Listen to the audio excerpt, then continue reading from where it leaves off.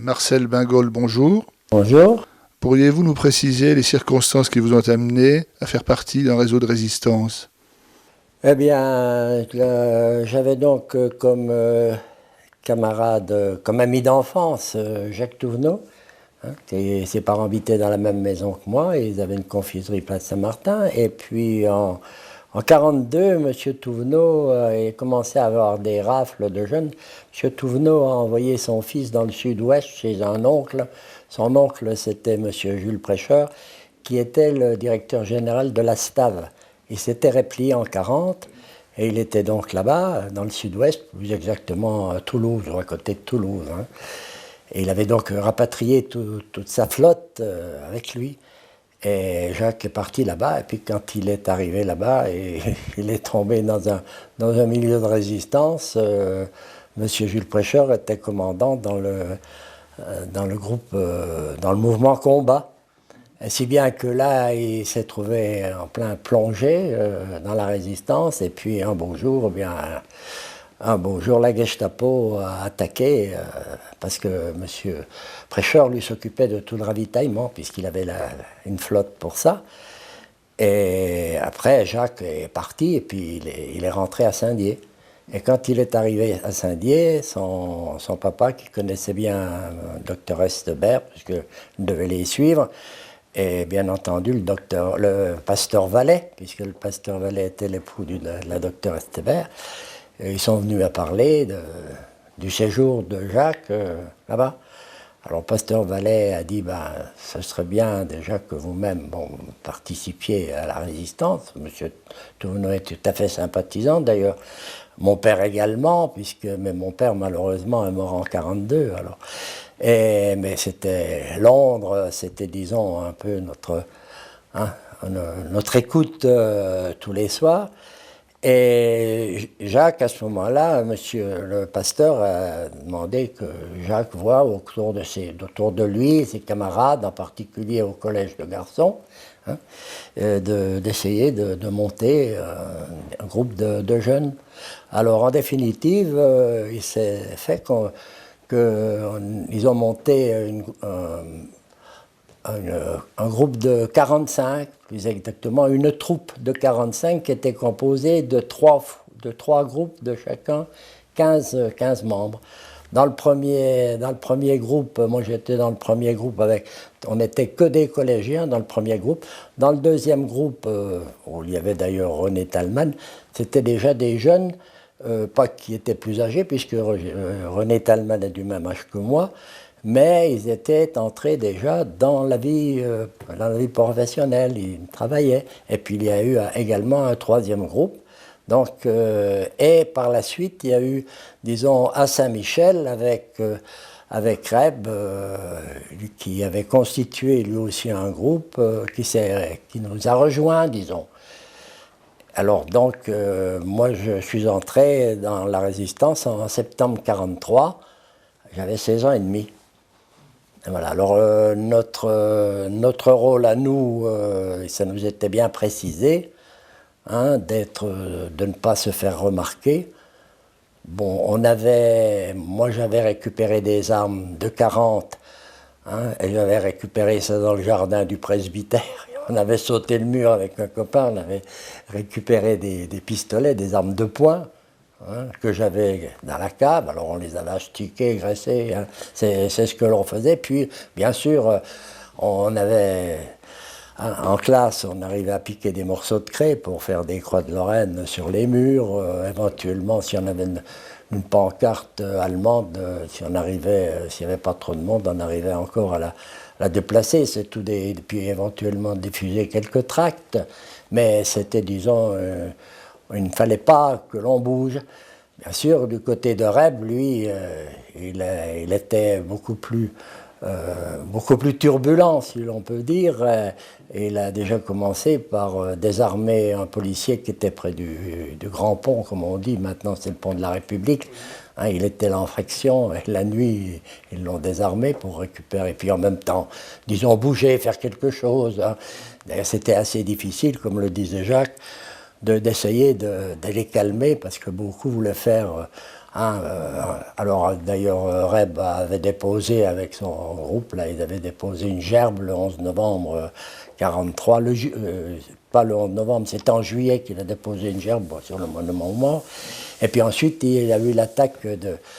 Pas l'attaque, mais disons qu'ils ont fait sauter le kiosque de la LVF, les Légions des volontaires français contre le bolchevique, qui était au kiosque, ils l'ont fait sauter. Et par contre, nous,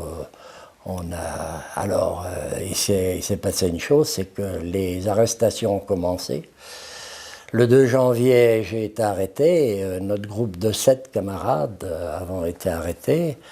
Il y avait 2 camarades qui étaient allés au cinéma. En sortant du cinéma, ils étaient contrôlés par les feldgendarmes qui leur ont demandé les papiers. Et les feldgendarmes ont pris le portefeuille. Ils n'ont pas attendu qu'ils lui attendent la carte d'identité. Et dans le portefeuille, ils ont trouvé une carte parce qu'on avait formé les collégiens, pendant les vacances, on avait formé un petit groupe de copains. Alors on avait fait un petit club, et puis l'un du groupe, on était 8 à ce moment-là, l'un du groupe avait dessiné une carte, et c'était le groupe, on l'appelait la chaîne, c'est-à-dire que chaque membre était un maillon. Hein, le principe de faire la chaîne, chacun se tenait et sur cette carte, en haut et à gauche, il y avait une chaîne de dessinée, et au milieu de la chaîne, on n'a jamais su pourquoi, il y avait, est-ce que c'était voulu de la part de celui qui l'avait dessiné, il y avait une étoile jaune. Alors les Allemands ont vu l'étoile jaune, symbole du juif.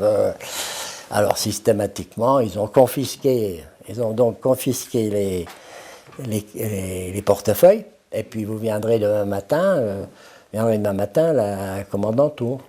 Alors ils y sont allés, et puis quand ils ont été là, il a fallu qu'ils s'expliquent, et bien sûr, ils ont donné, bon, ne pensant pas qu'il puisse, que ce soit très grave, ils ont demandé le nom des autres camarades, et on nous a convoqués par téléphone. Moi, c'était le cas parce que mes parents, à l'époque, comme ils étaient dans le commerce, avaient un téléphone. On était en train de déjeuner quand on m'a appelé d'aller à la commandanture. Alors, à la commandanture, on nous a interrogés. D'abord, on était assis, mais espacés les uns des autres, dans un grand salon. Et au fur et à mesure, on nous questionnait. Enfin, c'était les questions... Les interrogatoires, c'était des interrogatoires de routine, quoi. Et puis après, dans l'après-midi, est arrivé Auger. Donc, Auger, alors justement, du groupe de 8, Auger, c'est lui qui était l'auteur de la carte. Et nous, on l'avait exclu parce que c'était un mauvais camarade. Il y a pour diverses raisons, je ne veux pas rentrer dans les détails, ce serait un peu long. Et on l'avait exclu, et puis en même temps, lui, il faisait partie de la LVF. D'ailleurs, il arborait l'insigne de la LVF. Hein, il n'y avait pas de doute. Et il est venu, il est donc arrivé à la commandanture avec un petit paquet sous le bras. On l'a vu arriver, puisqu'il est passé dans la pièce où nous nous trouvions. Et puis ensuite, quand on nous a interrogés, alors là, c'était un peu plus, on nous remuait un peu plus, parce que ce qu'il avait apporté, c'était un cercueil. Un cercueil qu'il avait reçu, un cercueil qui faisait à peu près 25 à 30 cm. Hein. Et puis on nous demandait, c'est vous qui avez envoyé le cercueil, etc. Vous écoutez Londres, vous faites partie de la résistance, enfin vous voyez, toutes les... Et puis bien sûr, on nous bousculait un peu pour essayer de nous faire avouer. Bon, on n'avait pas de raison, on n'était pas sous la torture, donc c'est pas les quelques gifles ou autres qu'on pouvait vous donner qui pouvaient vous inciter à parler. Mais le cercueil, moi je n'étais pas au courant qu'un cercueil avait été envoyé, mais quand j'ai vu le cercueil sur le bureau, comme on l'a déballé, j'ai tout de suite réalisé d'où il venait, parce que je savais que ce cercueil-là avait été fait chez Touvenot, parce que je reconnaissais le bois, la façon, enfin, j'avais reconnu, mais bien entendu, j'ignorais qu'il y avait un cercueil, donc ça m'était facile de nier. Et puis là, Jacques Touvenot était quand même, disons, plus visé que nous. Il avait, puis Auger, bien sûr, avait insisté sur le rôle de Jacques Thouvenot parce qu'il le soupçonnait bien de faire partie de la résistance. Et il ne savait pas que si tous ceux qui étaient là faisaient partie de la résistance, mais il savait bien que Thouvenot était trempé de ce côté-là. Et alors à ce moment-là, on a quand même demandé à ce que les parents viennent nous apporter des vêtements, parce qu'on était, comme on dit à l'époque, on était en habit du dimanche. Donc des vêtements qui avaient une certaine présentation, pas faits pour retraîner, d'autant plus que après coup, on nous a emmenés dans la prison à Cher. Alors là, deux professeurs d'allemand du collège sont venus, monsieur Truchot et monsieur Goret, qui étaient nos professeurs d'allemand, sont venus pour essayer d'intercéder et puis d'essayer de dire ce sont des jeunes qui s'amusent, ils ont fait un club, enfin, minimiser mais je ne sais pas s'ils se doutaient que parmi nous, il y avait plusieurs résistants. Et ça n'a rien fait, ils n'ont rien obtenu. Bon, l'après-midi s'est déroulé comme ça, puis le soir, on nous a mis menottes aux mains avec des gendarmes, mitraillettes, et on nous a emmenés à la caserne Chérin, qui se trouvait dans la rue d'Alsace, qui n'existe plus maintenant, c'est rasé, puisque c'est Kellermann, puis il y a les provinces qui sont là. Alors là, on a été mis en cellule, deux par cellule. Et puis Jacques Thouvenot, c'était un meneur d'hommes quand même. Il avait déjà 2 ans de plus que moi, ça se sentait à l'époque. Et on a chanté pratiquement toute la nuit. Et le lendemain matin, pas toute la nuit, parce que je pense qu'on a dû dormir quand même. Mais enfin, on a bien chanté, aussi bien des chants patriotiques que des chants de Charles Trenet, puisque c'était notre époque.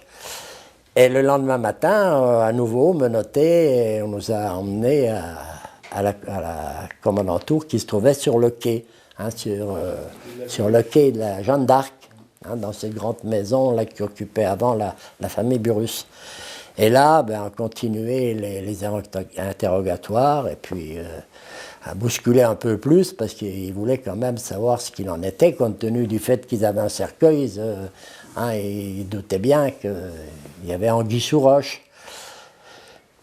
Et puis la journée s'était collée comme ça. Et bien sûr, il n'était plus question d'être assis. On était debout. Au bout d'un moment, on fatigue.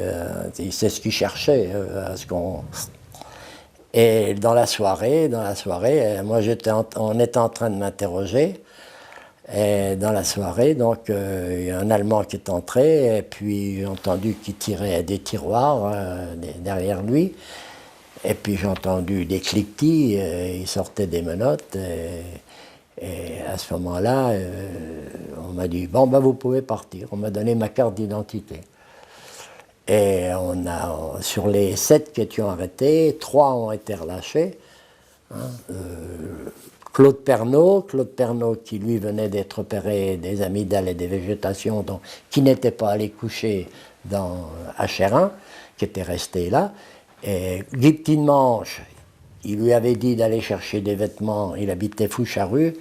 Alors depuis le quai Jeanne d'Arc, Foucharue, Guy Petitmanche qui avait déjà un problème de souffle au cœur, il est allé en courant, et puis il est revenu, ils l'ont relâché. Entre-temps, oui, ça c'est un passage que j'ai oublié de vous dire, moi j'en étais le trésorier. Je suis toujours trésorier, j'étais trésorier des CVR, j'étais déjà trésorier. Alors on m'a dit, vous êtes trésorier, alors vous avez une caisse. Alors j'ai dit oui, il ne pouvait pas y avoir grand-chose dedans.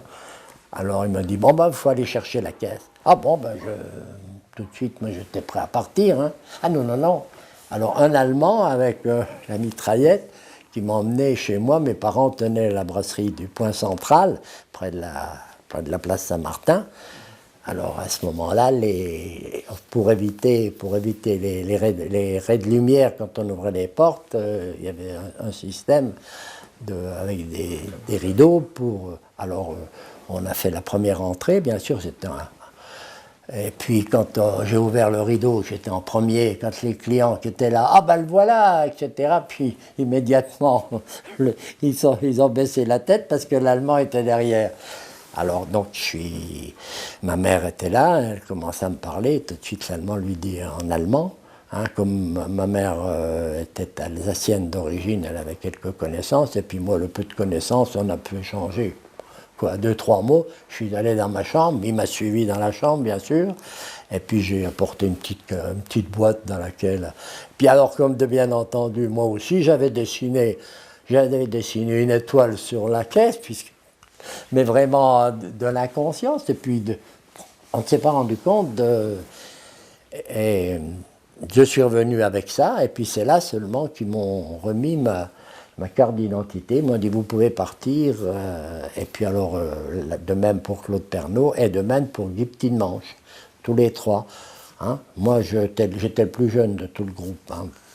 Moi j'étais de 27 étant le plus jeune. Bon, je pense que c'est la raison pour laquelle, hein, et puis ils ont considéré. Et quand je suis sorti de la commandanture, bien sûr, il y avait la sentinelle, alors je suis passé bien gentiment. Et puis dès que j'ai été à une dizaine de mètres de là, j'ai pris de croire que j'ai pris les jambes à mon cou, hein, comme l'expression que l'on emploie. Il est parti, moi surtout, j'ai fait du sport, du sprint. J'ai pas demandé mon compte, je suis parti. Puis malheureusement, les 4 autres camarades qui restaient là, eux sont repartis à la caserne de Chérin, et à nouveau emprisonnés. Et ils sont partis en déportation. Et sur les quatre qui sont partis en déportation, seul Jacques Touvenot est revenu. Les 3 autres sont morts.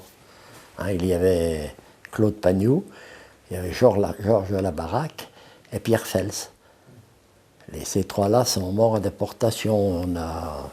On a les lieux où ils sont morts, on a eu des traces, quoi.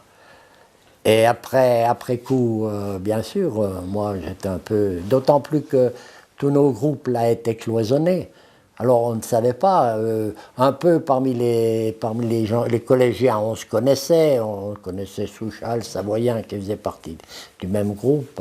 Il y a même certains Souchal et Savoyens qui étaient passés sur le quai et puis qui avaient rencontré ma petite copine de l'époque, parce que j'avais déjà un flirt, qui est d'ailleurs devenu ma femme. Hein. Ben oui, on a attendu 4 ans et demi pour Courvolet. Et alors, elle aussi, elle savait que j'étais arrêté, donc elle venait un peu voir ce qui se passait. Alors il dit, t'en fais pas Janine, on va attaquer le...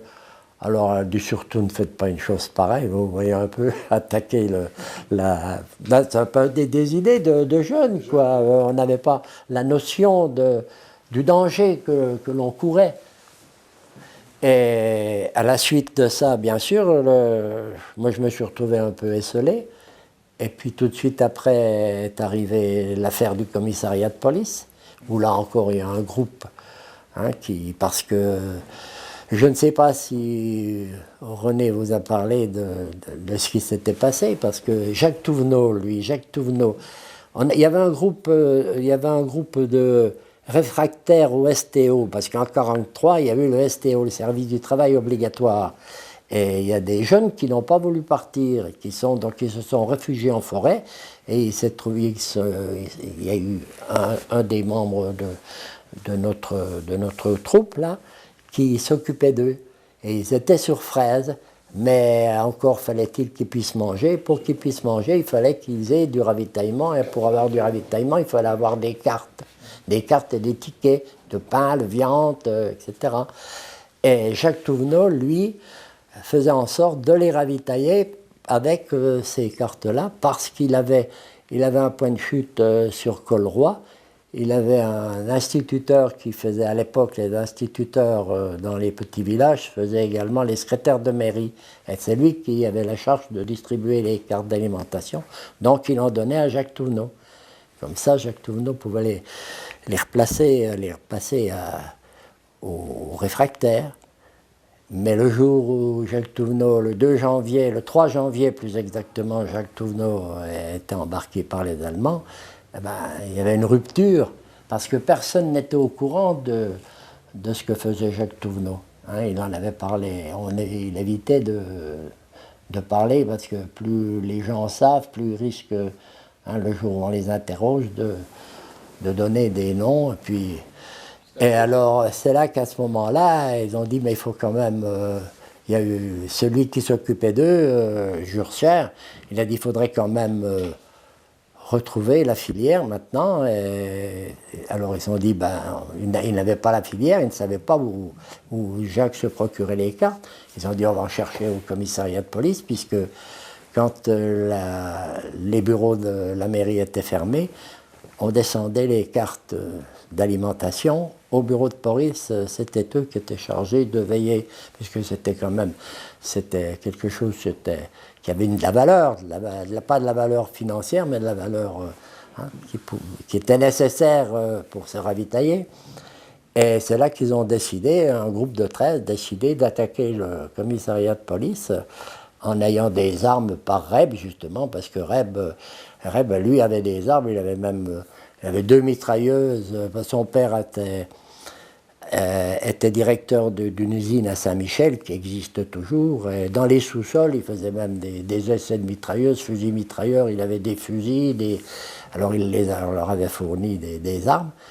Et puis, ça a mal tourné, parce que quand ils sont arrivés au commissariat de police, hein, ils avaient été chercher du sang à l'abattoir. Il y en avait un lui avait mis une chemise pleine de sang, pour dire, on a un blessé, pour que les policiers ouvrent la porte. Et quand les policiers ont ouvert la porte, il y avait un policier qui lui a réagi, hein, et puis malheureusement, il y en a un qui a tiré sur le policier. Heureusement que le policier avait un carnet, et le carnet a amorti la balle, mais enfin, il est vrai que Reb leur avait donné des cartouches, mais il avait enlevé une partie de poudre dedans pour qu'elle soit moins efficace. Autrement, ce policier aurait risqué d'être tué. Hein. Alors, à la suite de ça, ça a été la débandade. Tout le monde s'est sauvé, bien entendu. Et puis, après, enquête, et puis... il s'est déroulé que on a essayé, il existait à ce moment-là à Saint-Dié un groupe de PPF, le Parti populaire français, qui était de Doriot, c'était des collaborateurs, hein, c'est un peu les gens qui par la suite sont devenus la milice. Et ils ont réussi avec le commissaire Charlot, qui était en place à Saint-Dié, qui lui était... Hein, il avait un pied dans la résistance et puis un pied dans son commissariat. Alors ils ont dit, c'est un coup du PPF. Alors ils ont raflé les PPF, ils les ont embarqués dans un bus. Hein. Et puis le docteur Thirion, qui habitait rue d'Alsace, là, avait une bonne, oui, il avait une bonne. Et quand ils ont parlé qu'ils allaient ramasser le fils, tout ça, alors cette personne-là a dit, oh, mais moi je sais qui c'est. Alors le docteur Thirion, lui, s'était pas tombé dans l'oreille d'un sourd. Le docteur Thirion a dit, venez donc avec moi au commissariat de police. Et au commissariat de police, elle a parlé. Alors elle a donné le nom des responsables. Hein, et puis ils sont allés où ils travaillaient, à l'établissement Olvec. Il était au bureau, ils ont fouillé, ils ont tiré le tiroir, il y avait la liste des 13. Alors après, ils n'ont plus... Hein. Alors le 2 et le 3 février, ça a été la rafle, ils les ont ramassés. Et puis ensuite, ils les ont emmenés à la Vierge à Épinal, où là, ils ont été interrogés. Et alors là, bien sûr, hein, ce n'était pas des petits interrogatoires. On les a brutalisés. Et puis, il s'est trouvé que René Thalmann était également, puisqu'il avait été arrêté au mois d'avril, lui, René Thalmann, se trouvait également à la prison de la Vierge, et il s'est trouvé dans une cellule où était Jules Micheler, un des 13, qui lui a fait, après le dernier interrogatoire qu'il avait subi, et quand il est arrivé, il lui a fait signe qu'il était condamné à mort. Je sais ça parce que c'est René qui me l'a raconté, bien sûr. Hein. Et il avait un paquet de rejons, il a même donné le paquet de rejons, ça m'avait frappé. Il a dit, qu'est-ce que tu veux que je fasse? Et le lendemain matin, René Thalmann, a entendu le va-et-vient des camions, ils leur ont fait charger les cercueils, et puis peu de temps après, il a entendu les rafales de mitraillettes. Hein, ça, et puis alors, à cette même période, le pasteur Vallet, qui était donc notre chef, hein, et qui avait comme adjoint le dentiste Gogel, Ivan Gogel, qui était son adjoint. Alors, ils avaient bien sûr comme ils étaient déjà dans la résistance, hein, puisque c'était le groupement 3 de la résistance, ils faisaient partie de l'OCM, c'est-à-dire Organisation civile et militaire, qui ensuite a fusionné avec l'armée secrète. Donc, ils étaient ses responsables, le pasteur Vallet et M. Gogel. Et l'un était le pasteur Vallet, c'était le capitaine Jouvet, et le M. Gogel, commandant Ponce, dans la clandestinité. Alors eux-mêmes, un beau jour, le pasteur Vallet, bien qu'il ait été averti qu'il risquait d'être arrêté, et il continuait à rester là. Et il a été arrêté, donc, je crois que c'est le 2 février. Et Gogel qui venait le voir, il est tombé dans la souricière, et puis ils ont été embarqués tous les deux à la Vierge à Épinal. Et le pasteur Vallet, lui, il a été fusillé. À Nancy. Oui, il a été fusillé à Nancy. Alors, de là, il a été transféré à Nancy, puis il a été fusillé à Nancy. Et M. Gogel, lui, il a réussi à minimiser son rôle, hein, et il a été déporté. Il est revenu de déportation, lui également. Et dans la même période, il y a eu également des arrestations de 3 de nos camarades de notre groupe, des collégiens, donc, hein, qui avaient un dépôt d'armes à la Roche de l'Enclume. Et ils ont été vendus, alors on a supposé que c'était vendu par Roger, par celui qui avait apporté le cercueil, là, qui lui est Georges Colère, Bernard Longère et Maurice Collin. Tous les 3 ont été arrêtés, déportés et morts en déportation. Alors vous voyez que ça fait quand même pas mal de jeunes. Ensuite, René Thalmann a été arrêté, et puis Roger Souchal, qui faisait toujours partie de notre groupe, a été arrêté, mais lui beaucoup plus tard, parce qu'il était passé par le maquis, hein, et puis il avait... Oui, et puis il avait, comme il parlait pas mal anglais, il avait eu des contacts avec il faisait un peu la liaison avec les Américains, mais ça n'empêche qu'il a quand même été arrêté. Alors, bien, voilà. Alors, pour ma part, moi, je me suis retrouvé un peu dans esselé, et puis je ne savais quoi faire. Donc, je n'ai pas poursuivi. Je voulais vous poser une question, M. Bingol. Au niveau de la collaboration, est-ce qu'elle a été très active à Saint-Dié? Est-ce que vous avez vu des parties la collaboration, donc avoir pignon sur rue? Est-ce que beaucoup... il y avait déjà pignon sur rue par la LDF, hein, puisqu'il y avait le kiosque, et puis il y avait les PPF. Alors il y avait, j'ai pas ça en mémoire, mais des PPF, il y en avait au moins une quinzaine. Hein. D'ailleurs, on a eu la liste de tous ces gens-là, dont un, je vous ai cité le fils de Dr Thirion. Hein. Ces gens-là, ils collaboraient, plus des gens qui vendaient pour le plaisir de faire du mal à leurs voisins.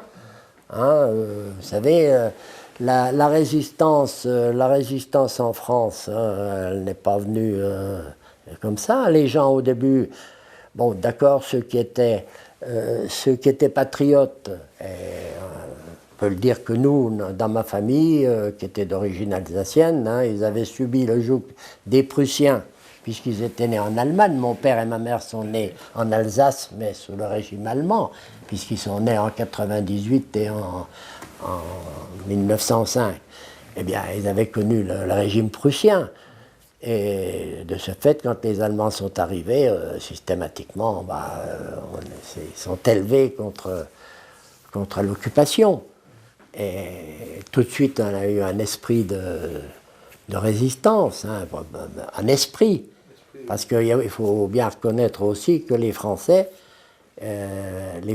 quand la paix a été signée, ils étaient bien contents parce que beaucoup de Français avaient leur mari, même leur père, leur mari et leur fils, des fois, qui étaient prisonniers. Donc ils espéraient que cette signature de la paix, grâce à Pétain, qui ma foi, a joué vraiment un très mauvais rôle, il aurait mieux fait de s'abstenir avec le passé légendaire qu'il avait.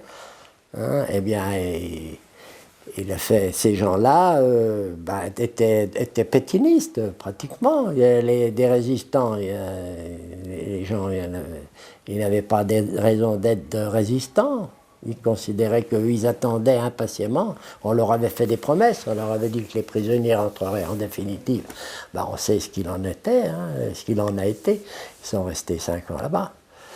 Alors il y a eu des lieux de résistance à Saint-Dié qui se sont déclarés dès le début. D'ailleurs, Noël vous en parlera, parce que c'est chez eux que la résistance a débuté à Saint-Dié, hein, et pas... Et en tout premier lieu, ça s'est passé en octobre 40. En octobre 40, en France, en octobre 40, des groupes de résistance, il y en avait très très peu. Et tout ça parce que, elle va vous le raconter, parce qu'un lieutenant Déringer est arrivé à Saint-Dié, et on lui avait donné une adresse. Il est allé voir cette personne-là qui était un officier de réserve. Et puis l'autre, il s'est purement dégonflé et il a dit vous pouvez aller chez Jacot. Alors c'est comme ça que la résistance s'est passée chez Jacot. Puis moi, par la suite, il y a eu le 8 novembre 1944, hein, et avec un jeune homme qui avait 6 ou 7 ans de plus que moi, qui habitait dans la même maison. Il avait préparé une cache dans la cave. Et puis les personnes de la maison ont dit il ne faut pas se cacher là, parce que si jamais les Allemands vous prennent. Alors il a dit c'est bon, on va se camoufler en face. On pensait traverser la rue, puisque aller dans une maison où il y avait des possibilités de passer un peu comme à Lyon, de passer d'une rue à l'autre. Et malheureusement, comme des couillons, c'est malheureux de le dire, le mot-là, mais on est tombé sur une patrouille et puis on est parti comme les autres, quoi. Alors on a donc fait notre séjour de 5 mois en Allemagne. Moi je suis revenu le 13 avril, voilà. Et là-bas, bien sûr, on a eu une chance inouïe, parce qu'on était destiné à Dachau. Et à Mannheim, les industriels et certains commerçants ont dit nous on aurait besoin de main-d'œuvre, puisque bien sûr ils avaient ramassé tout, hein, y compris les vieux et puis les jeunes. Tous les Allemands étaient partis pour faire la guerre. Alors ils avaient besoin de main-d'œuvre. Alors on est resté là, mais on était, paraît-il, hein, moi je n'ai pas eu de documents qui le permettent, mais c'est ce qui a été dit, on était destiné à Dachau. Alors voilà, ma foi je suis revenu, et quand je suis revenu, j'ai pris la vie habituelle, et puis quand c'est créé, ça je ne sais pas si vous désirez que j'en parle, de la création de la section de résistance sur Saint-Dié, où ça peut faire l'objet d'autre chose. Hein. Donc à Saint-Dié, il s'est créé, il y a eu le docteur Gogel, Ivan Gogel, hein, qui, quand il est revenu, il a créé une section d'anciens combattants volontaires de la résistance. Et puis il en était le président. Mais cette association-là n'a pas été déclarée en préfecture. Et quand le président Gogel est décédé, peu de temps après, je crois que c'est en 1962, il y a eu une nouvelle réunion où là, il y a eu une création qui est déclarée en sous-préfecture. Et donc il y a eu différents présidents, donc le docteur Baudouin à l'époque, Et puis ma foi, maintenant, Robert Dodin. Robert Dodin avec Georges Viard, qui était président, Georges Viard, et puis ensuite Robert Dodin, et c'est là qu'ils ont créé le concours de la résistance à Saint-Dié, concours scolaire de la résistance et de la déportation, parce que je dis d'abord résistance, parce que c'est les résistants, c'est la résistance sur le plan national qui ont créé le concours de la résistance. Ensuite, quelques années après, les déportés ont venu se joindre et ensuite l'Éducation nationale a déclaré officiel ce concours qui existait à ce moment-là dans tous les... À Saint-Dié, en 1976, en Saint-Dié, Georges Viard et Robert Dodin, qui Robert Dodin, professeur d'histoire agrégé et correspondant du comité d'histoire des Vosges, ils ont créé donc un concours qui était indépendant bien sûr il existait sur le plan départemental et sur le plan national, mais à Saint-Dié ils étaient un peu des francs-tireurs puisqu'ils ont créé un concours qui ne concernait que les déodaciens, le collège de Fraise et le collège de Provençaux. Alors on faisait nous-mêmes... c'est la raison pour laquelle ça s'est fait. On a fait ça le 8 mai, ils ont fait ça le 8 mai, ils ont décidé de faire ça le 8 mai. Moi, je n'étais pas encore dans le comité. René Thalmann en faisait partie. Et le 8 mai, parce que Giscard d'Estaing avait supprimé le 8 mai. Et c'est la raison en 1976.